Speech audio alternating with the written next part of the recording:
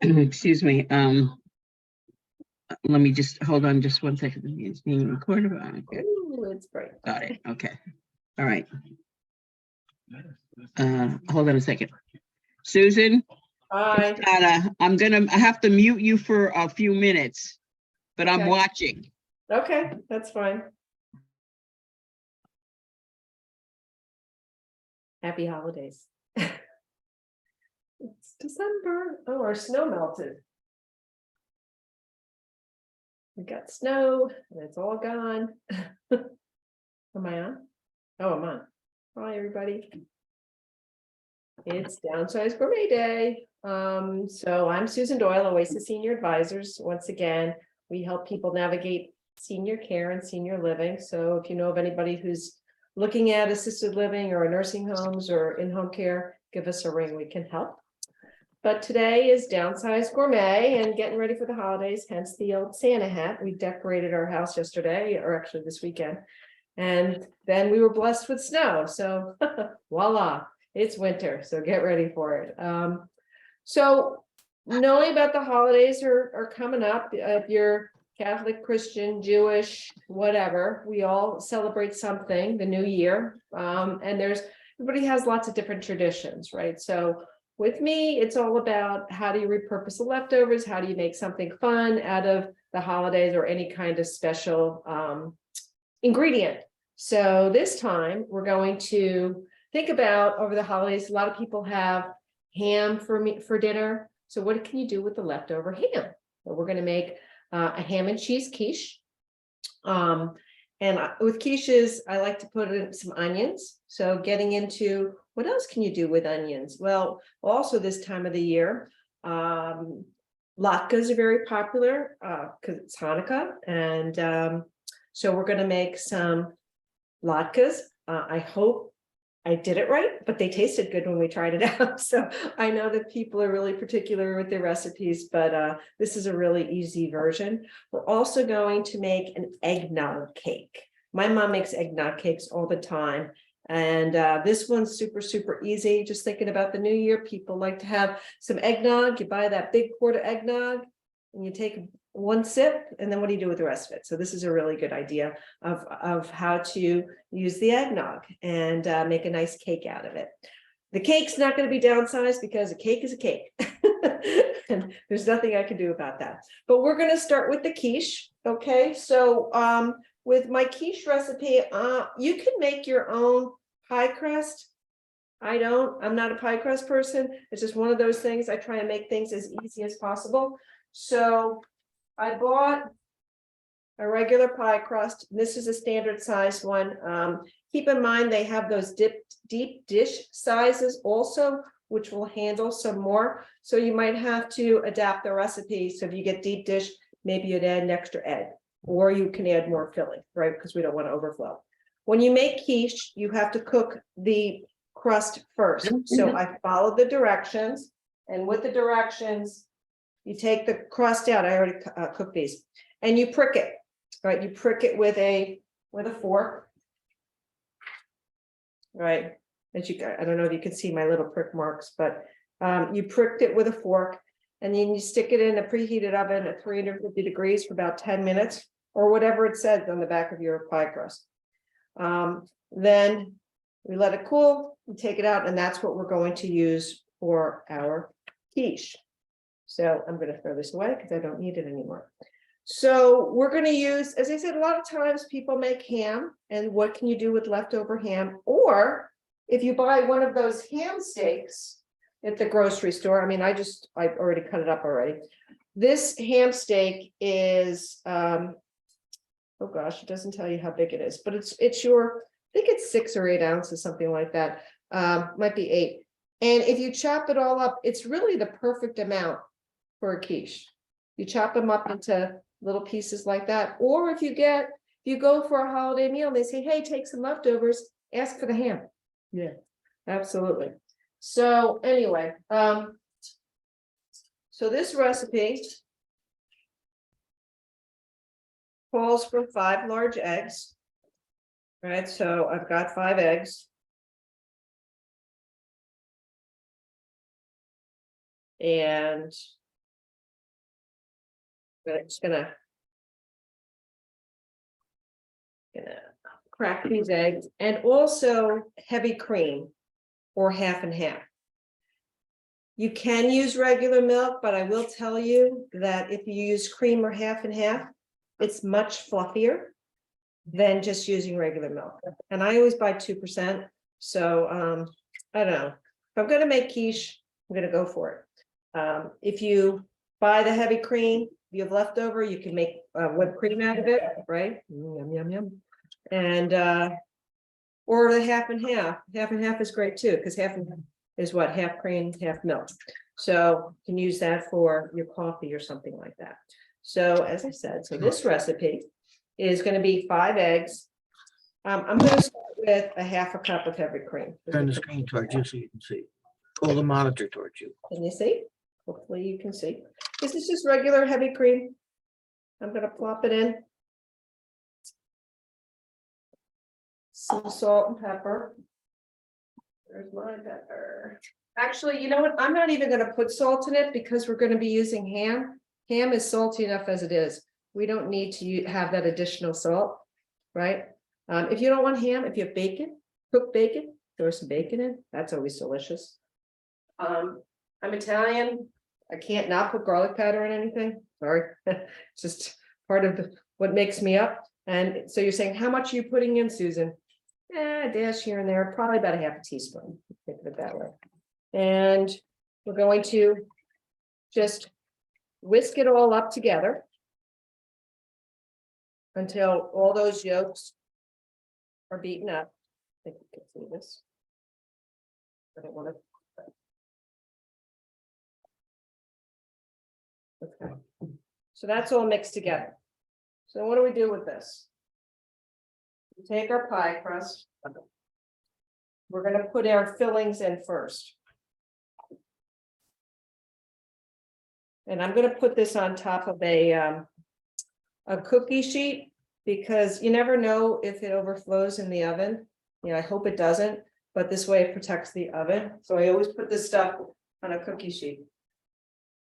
So we've got the ham that I chopped up into little pieces. You know, just make sure it's covered nicely, right? And then we're going to put some onion in it. It calls for green onion. All right, I washed these already. So you take the ends off, otherwise known as scallions, right? And we're just going to chop this nicely. This, I got to tell you, the scallions don't really have as much flavor as I thought it would. So what I'm going to end up doing, I have some leftover regular onions that what I used for the latkes. And I just shredded some of that, and we're going to add that. So I'll show that to you in a second. But the green onions, as I said, you think they'd have a lot more flavor, but in this quiche, they really didn't. So we're just going to sprinkle them around. What it really does, it makes it look pretty when you cut it, because you'll have different colors in there. The ham and the green onions. This is actually some shredded onion from the leftover from my latkes, and you could chop it up if you have it, but I was already in shredding mode. We'll talk about that in a little bit. So I'm just going to add that because I think onions really add a lot of flavor to this. I tried making this, the original quiche recipe that I had. As I said, it just needed a little bit more oomph. So hence I'm doing that. This is 1.5 cups of cheddar cheese. I tried it originally with Swiss. Wasn't flavorful enough, but really you could do a mixture of whatever you want. We're going to put the cheese on top of this, but then we're going to save some to put on top of the eggs. So I'll show you that in a second. So that, and then we've got our eggs and cream. We throw this right in here. All right, oh, that's going to go. It's lovely, perfect, perfect. There we go. Oh, it's going to overflow a little bit. Yeah, a little bit too much. So you just gotta well, all right, so maybe it should have been 4 eggs. How about that? Because it's making a little bit of a mess today. Didn't do this yesterday. Oh my gosh, I can't believe this is happening. All right, well, these things happen. So I'm just gonna move some things around a little bit. There we go. I think that's a little bit better. Okay. Get a paper towel to clean up my mess. I do not want this egg mixture cooking on my cookie sheet in the oven, because boy, oh boy, will that make a mess. Maybe I should just get another cookie sheet. That's probably a better idea. I'm trying to clean this one up. Okay, so we'll do that. Move some of my stuff out of the way. All right. Need a bigger workspace. Paul keeps telling me, do you need a bigger workspace? I'm like, no, this will be fine. He was right. And he's smiling at me saying, I told you so. Anyway, it's okay. So I'll move all of this. All right. Okay.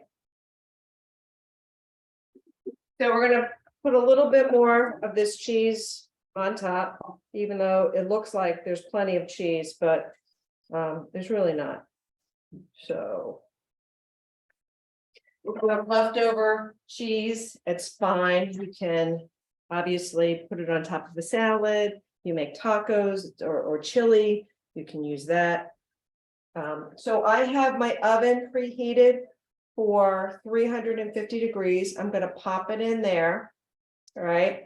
And then if you're using a deep dish pie, it might take longer. So after a half an hour, you would cover it and then put it in for another 10 minutes to make sure the inside sets and that it cooks. But this is a traditional size one. When I made this, it's a regular size pie crust.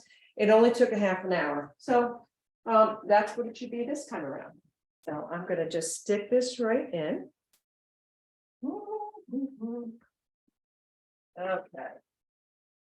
It really looks good. All right, gonna put that on for 30 minutes, start. Okay, so there we go. So now what we're gonna do is we're gonna work on our cake, our eggnog cake. So what is eggnog? I thought this was very interesting because I knew eggnog was like cream and it was sugary, but yes, there's eggs in it, of course. Traditionally, it has some spices in it, like nutmeg and cinnamon, and rum, usually some rum. But the stuff that you buy in the grocery store usually doesn't have alcohol in it. You can add to it. So anyway, this cake is super easy because you use cake mix and pudding mix. Just regular yellow cake, and this is French vanilla pudding, it calls for, or regular vanilla pudding. This makes a huge difference because eggnog cake can be very, very dense.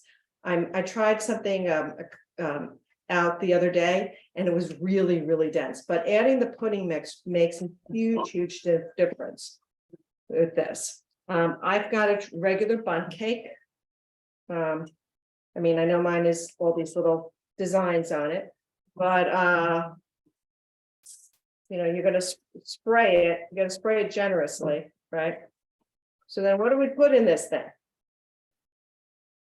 In a mixer, which is my stand mixer, it calls for a box of cake mix. We're just going to put it all in there. Your favorite brand of cake mix.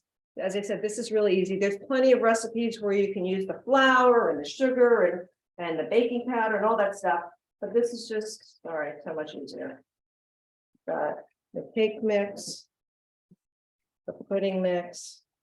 My mom's been making these things, as I said, eggnog cakes for years. We were talking about it the other day, and my kids were like, oh my gosh, yeah, Grandma makes those all the time. I know she makes them, she puts them in the freezer for another day. So when you have this, you can either bring it, have it for the holidays, or freeze the leftovers, or bring it to someone's house, whatever you want. Okay, so this calls for a box of cake mix, the box of pudding, 1 cup of eggnog. I don't know what, this is golden, whatever. So we're gonna put a cup of eggnog. Put that in here. And then 4 eggs. So when you're cooking all this stuff, buy a dozen eggs, and then you won't have many left over. That's for sure. I'm going to crack my eggs into my measuring cup. So this way I make sure I don't get any shells in my mixture, because that would be, I wouldn't want to fish into there looking for eggshells. All right, 1, 2, 3, 4. Oops, see, there's a mixture. All right, we're going to throw those in there.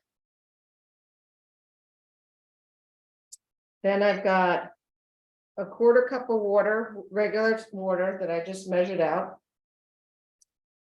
1/3 of a cup of canola oil. Then a teaspoon of vanilla extract. Oops, there we go. Am I supposed to put that back in here? Oh, yes. And 1 teaspoon of nutmeg.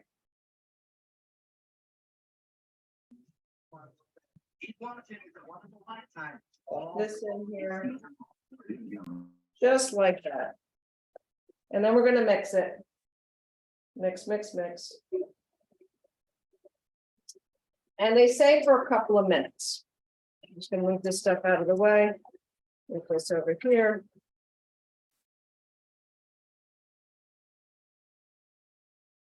As I said, I sprayed this really, really well. You want to make sure that this pan is sprayed really well.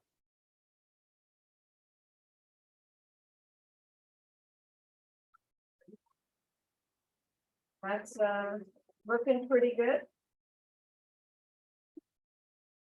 Now I've got a spatula. This is really good.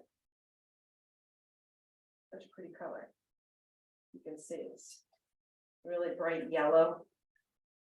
So we're going to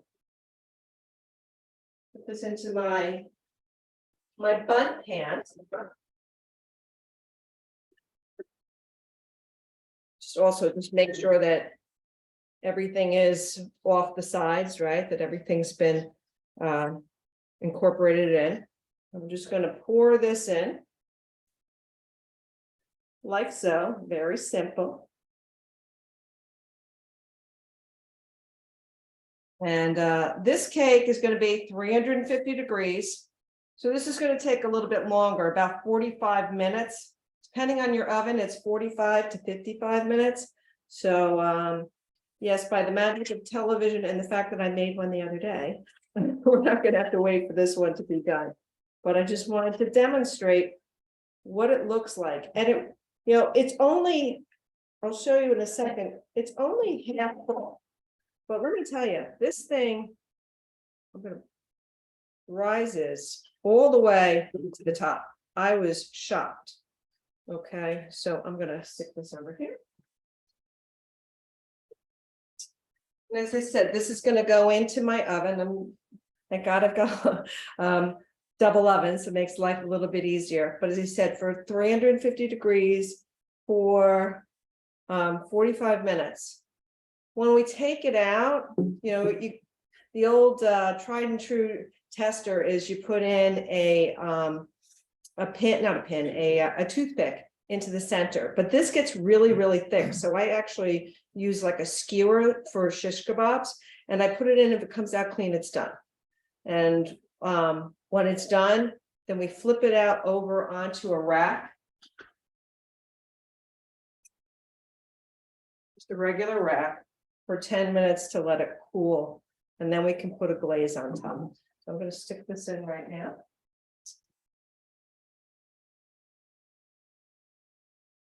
let's see. Go oven, cook time. There we go. All right.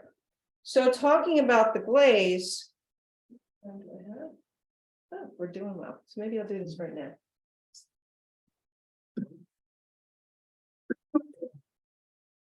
So the glaze, you don't have to put a glaze on it, but I gotta tell you something. I did it and it is just absolutely beautiful. What they tell you in the recipe is that you can let most people, when you make any kind of a cake, you don't frost it until it's completely cool. Not the case with this, because when you're working with glaze, it's nice to work off of a warm cake, because then the glaze, you just put it on the top and then it just melts down and it looks beautiful. And you're going to see my cake in a little bit. It's really pretty spectacular. So with the glaze, we need to, this is a 1/4 cup of butter, unsalted butter, that we're going to stick in the microwave. Just melt this all down.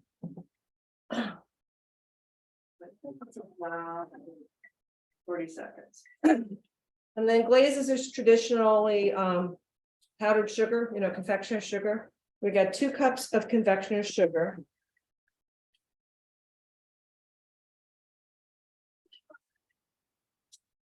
And we're going to use some more eggnog for our glaze. So I need a 1/4 cup of eggnog. And I used up all my measuring cups, so that's why I'm kind of certain for all of this. It's going to be, as I said, 2 cups of confectioner's sugar, a 1/4 cup of eggnog. We're going to put in a 1/2 teaspoon. Oops, that popped. That's ready. Of vanilla. And it also calls for, it's optional, rum extract. I don't have rum extract, but I have rum. So when you see my cake, my glaze is a little dark because I use dark rum. All right. It's not a lot, just like a tablespoon. Okay. So I just need this to cool a little bit. I should have done this a couple of minutes before to cool it down, but that's okay. So I've got my flour. And as I said, it's a 1/2 teaspoon.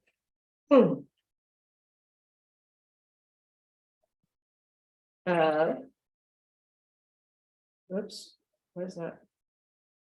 Well, a little bit more than a 1/2 teaspoon of vanilla. We'll put in some nutmeg, which is a 1/2 teaspoon. And if you're a big nutmeg fan, put some more in. If you like cinnamon, I'm sure you could put some cinnamon in. It's not going to, it's still going to be very delicious. I'm going to put my eggnog in here. You see, and you still have enough eggnog left for a couple of sips, if you like. Here, put that in the fridge, and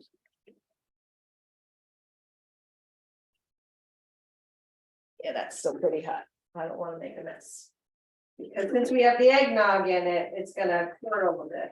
And let's just wait a minute or two. So I'm just gonna stir this up, get that eggnog and the vanilla all kind of mixed up. Because then once you add the egg, it's really going to come together.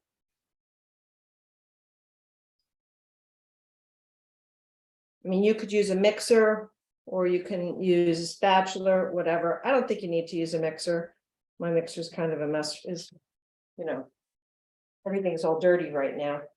And I'm going to move this out of the way so that it doesn't get messed up with my oil later and my latkes. Okay. So I'm just going to give it another minute or two for it to cool down. I just want to show you my cake before we get into the latkes.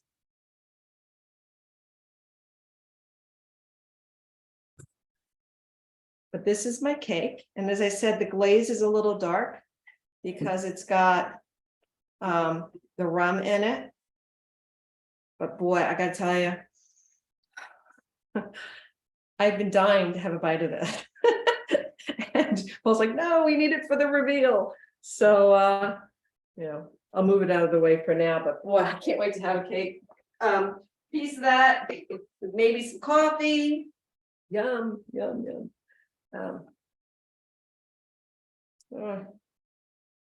It's not cool enough yet.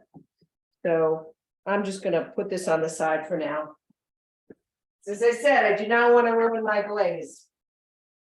And we'll go back to that in a minute. So what are we doing next? I'm going to move all this stuff out of the way. Latkes. So who doesn't like latkes? They're not potato pancakes, they're latkes. And I learned about this because I guess potato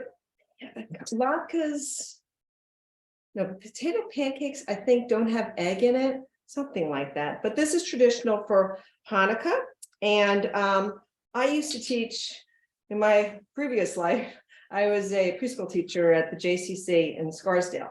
And I'm Catholic, but I taught at the JCC. And one of the things that we did before Hanukkah was we made latkes with the kids, which was always a lot of fun, right? And because you get to learn how to shred, and there was a whole lesson about Hanukkah and things like that. So if you wanted to freeze the cake, would you put the glaze on it?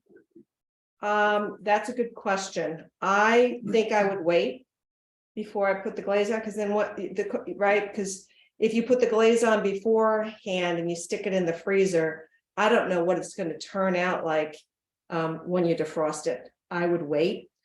But with the when you do defrost that cake, it's going to be it's going to be room temperature. So you're going to have to frost the glaze on top of your cake, right? And that might be a little bit of a challenge unless you have a bundt cake that doesn't have those ridges like mine. Then it'll be easy. Then you just put it on top.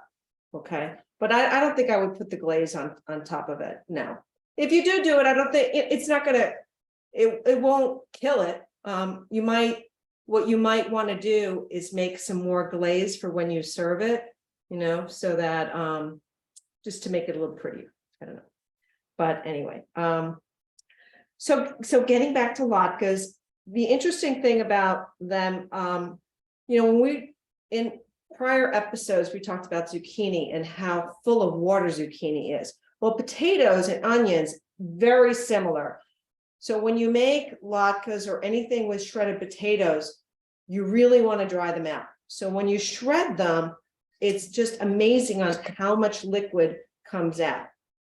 This recipe calls for 2 potatoes and 1 onion, and we made a dozen, but like really big ones out of that. So this time I'm using 1 potato and a half an onion. That's why I had some onion left over for my quiche. Right. So just a little quickie on what it looks like. I just want to show you how much liquid immediately comes out of the potato. And I don't know if you realize this. I was really pretty shocked. I didn't realize how liquid potatoes were. And I know we all know that potatoes are starch, but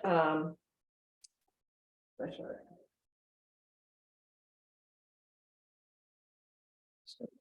to the side for a second. So really, I mean, you start right away and they're totally sopping wet with the potato starch. I'm just gonna do like half of this. So obviously I'm using a box shredder. If you have a food processor that has the shredder attachment, that would be so much easier. I don't know, I lost my shredder attachment on my food processor. Never made it with the move. Hint, Santa. But I don't know if you can see this, but you see how wet this is? It's just sopping wet. And you squeeze it and it's just completely sopping wet. So, I mean, it's already dripping liquid. So how do we get this liquid out of it? And the onions are the exact same way. So between the two of them, you really have to take some time. So what I did earlier is I shredded my potato and my onion. I don't have any cheesecloth, but I have a little, one of these strainers, and I have plenty of paper towels. So I put the shredded potatoes and onions in a paper towel, and I changed it a couple of times, right? And then that's what I come up with. And it's much, much drier. If you don't do this, you really need to do this. You need to dry it out a little bit. If it's too wet, when you fry it in the oil, it's going to spit. And then you'll have kind of mushy latkes. So no one likes a mushy latke. No. So I'm just going to put this on the side for now to give me some room. So what do you do if you shred too many potatoes? You can never shred too many potatoes. No, I shouldn't say that. But with latkes also, look at this, they're wet again. I can't believe it. You can definitely freeze them. And I froze some, and they're really very good. So if you want to freeze them, and then you can heat them up if you have a toaster oven or in the oven, or you probably throw them back in the frying pan again to heat them up. But just gotta watch and make sure they don't get too brown. So this is 1 potato and a half an onion that I shredded. And you know what? I'm going to put it here so that you can see what I'm doing. I know some people use matzo meal. My recipe called for flour. Sorry, but I don't have matzo meal. And once again, I'm Italian, but I like latkes. I cannot not put grated cheese in them. So don't kill me. But I do that. So I'm putting 1 tablespoon of flour and a tablespoon of some grated cheese. Let's see, what else are we putting in here? Some salt. Oh, where's my egg? Oh, my egg. Got to take my egg out. See, I'm telling you, buy a dozen eggs, you make these 3 things and you're done. So my egg, it has to be a beaten egg before you put it in. That's why I have this cup here. So, my fork I used already. Thank God we all have dishwashers. And if you don't, that's okay. It helps in digestion. All right. So we've got some, we definitely have to put some salt and pepper in this. So I always use kosher salt. I do a big pinch. And my pepper. And what we're going to do is we're going to fry it in oil. Canola oil, avocado oil, light, extra light olive oil, something that has a higher burn threshold so it doesn't get smoky, right? And we hope that the fire alarm doesn't go off. We just put all these things together and mix it all around. Very easy. So the egg and the flour kind of binds it together. I think this needs a little bit more flour in it.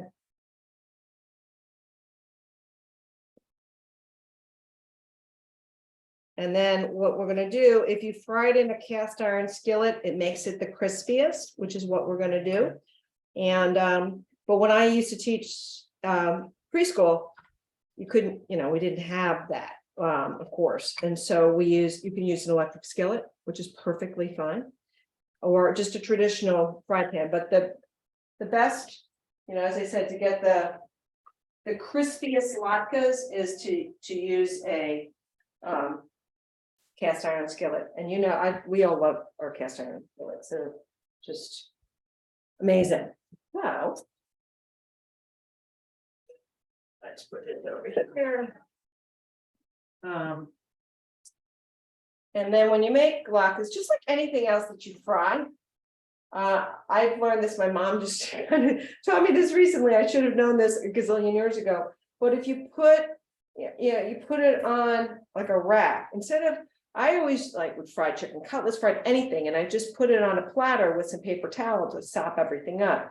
But the best way to do it is if you have a rack and you put some paper towel under it so that you don't mess up your countertop, that's the best way to get that oil out of there, right? Okay, so I turned my skillet on. And I'm gonna throw, so it's nice and hot. I'm gonna throw some oil in, let that heat up a little bit. And we're just gonna take it by spoonfuls and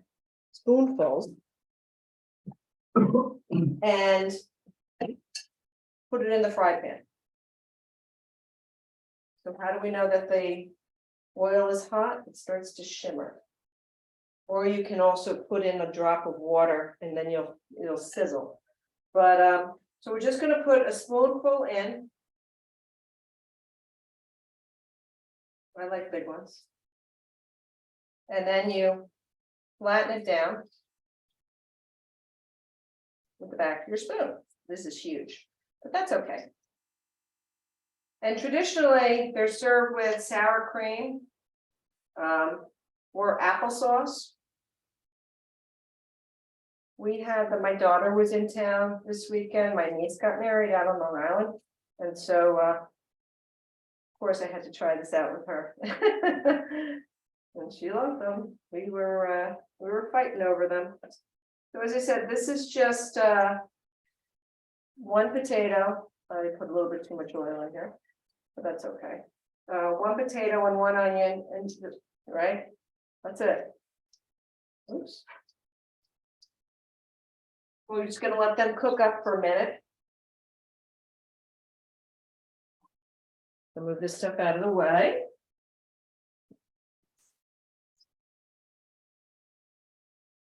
While that's cooking, my butter has cooled.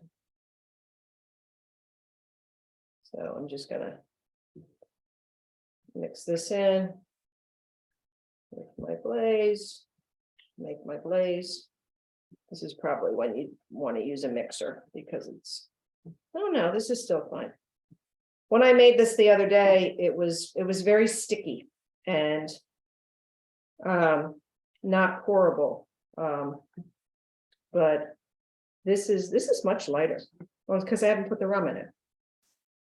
So you see on top of that cake, to have this beautiful glaze is lovely, you know, and if you want to put some rum extract or not, you know, it's just whatever you want to do. All right, so I'm going to put this over. You just have to be very careful when you flip it over. Of course. Oops, that wasn't quite right, but that's okay. This one's still a little bit longer. I don't think it's ready.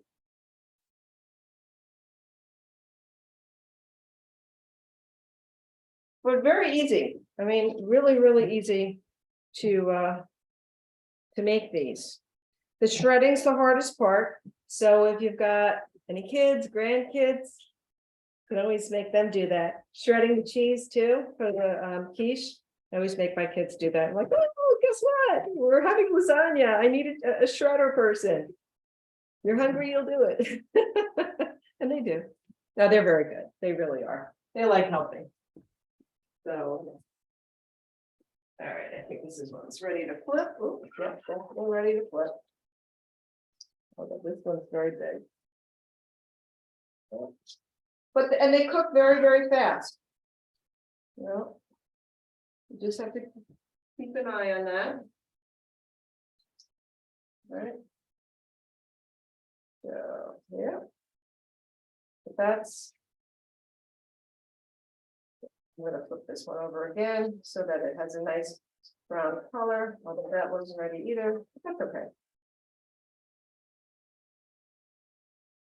But they're really, really, really good. I mean, they stay in the refrigerator for a few days, probably about 3 days. And if you don't need them after 3 days, I would, you know, put them in the freezer and save them for another time. But once again, they're great. Have for breakfast, dinner time, That's a little bit better. So this one's ready. So I'm just gonna put it here and let that drain, because this is a lot of oil. Oh, yeah, that one looks good now. Woo-hoo. Looking good. But and I'm gonna make the rest of these later. See, I can't believe there's still so much liquid. I let those potatoes drain for, I don't know, probably a good hour. And I squeezed them a couple of times, but there's still, an incredible amount of starch that's in them. So as I said, really take your time with that. So I'm gonna, let's see. Let me check to see how much longer this is. No, 2 minutes left. Looking pretty good. I'll be able to bring it out in a second, but I just want to show you so that, oh, the rum. Should I put the rum in? So Paul said I should either put the rum away or in, out, in, out. The other one has rum in it, so we'll wait. And I'm gonna get a plate, and I want, because this way you can see.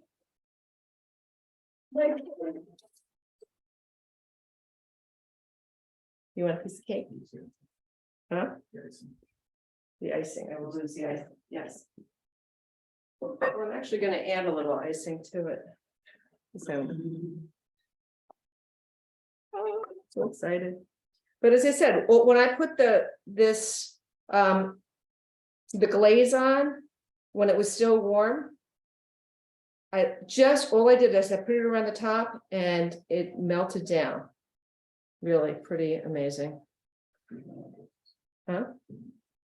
Oh, can I have email addresses, please, if you'd like the recipes for this? Oh my gosh, this looks so good. It smells so good too. Which way can I see? This way. See, oh my gosh, I'm having this with some coffee right after this, I'm telling you. And then I'm just going to show you. I mean, if you wanted, I'm just going to show you the glaze. So to answer your question, you could definitely freeze it before and then just frost it with the glaze. It's, oh my gosh, it's so good. And then real fast, now you get to see my quiche coming out of the oven.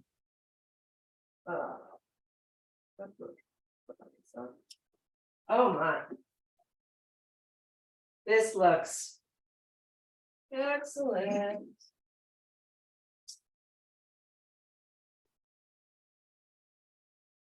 So what I have here, and I don't think the center is completely set right now. I don't know. Might be. What the recipe says is to put it in for another 10 minutes, but cover it, because you see, if you don't cover it, your crust is going to burn. And also your quiche might get too brown. So that is a suggestion, not a suggestion, that's what it tells you to do, but keep an eye on it. I think this is done because it worked, it was done the last time, but isn't that beautiful? So big quiche, definitely freezable. I would cut it into pieces, either wrap it up in foil or put it in a container, stick it in the freezer. It's great for another time. Have it for breakfast. You can have it for lunch, dinner, whatever you want. It's really, I think quiches are so easy. So easy. So, I'm going to close the oven. And this is it. This is what we made. And as I said, I got this is today's latkes. These are the ones I made a couple of days ago. And they still look delicious. Okay. And if you wanted to heat these up again, I would stick them back. You could stick them back in a fry pan. You don't need the oil because they already have oil in them to heat them up. Or as I said, in the oven would probably be the best. And if you want to have a little salad on the side, that would be good. And a piece of eggnog cake for dessert. So happy holidays. And If anybody have any questions, you can unmute. That would be great. Hi, Susan. I just have a funny story that I think you will appreciate about a bun cake. Years ago, my sister made one. She was taking to friends in the evening. She sprinkled confectionery sugar on top and went out and did some errands. Came back, looked at the cake and thought it looked a little strange.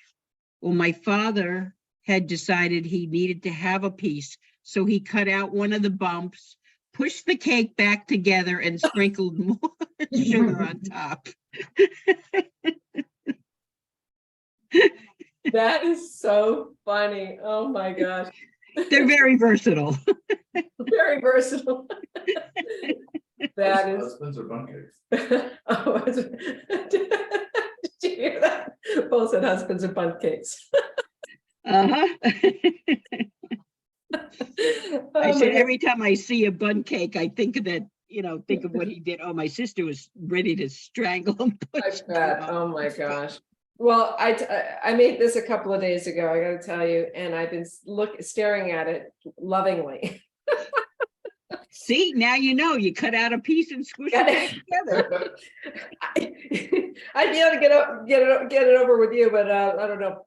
No, if we had cut into it, this thing would have been half gone already, but that's okay. It's really, I have to tell you, I don't know if I'm gonna make it to coffee. It looks delicious. It's really good. Oh my God. Super moist. As I said, I tried something earlier. I saw this eggnog crumb cake cupcake recipe. I'm like, oh, that's great. Make them small. Oh my gosh, they were hockey pucks, right? They were just, yeah. So I said, no, we're just gonna do the cake, and you will eat the cake, and your friends will eat the cake, and your husband will eat the cake. My kids, well, as I said, my mother makes them, and my kids who are 22 to 31, they're, oh, yeah, grandma's eggnog cake. They don't drink eggnog, but they like the cake, so. Huh? Oh, the put, as Paul was just saying, the pudding mix makes all the difference in the world. It just keeps it so moist. So anyway, well, I hope you have a happy holiday, a happy and healthy new year. Please don't get sick. And we're back on January 23rd. So I hope to see you then, and stay warm and stay healthy. Thank you very much again. Oh, you're welcome. And you also. Thank will you. all have happy, Thank you. healthy holidays. Thank you. Thank you so much. All right. So hopefully we'll see you in January. Yay. Yay. All right. Have a great day, everybody. Thank you. You too. Bye-bye. Oops. Hold on. Absolutely.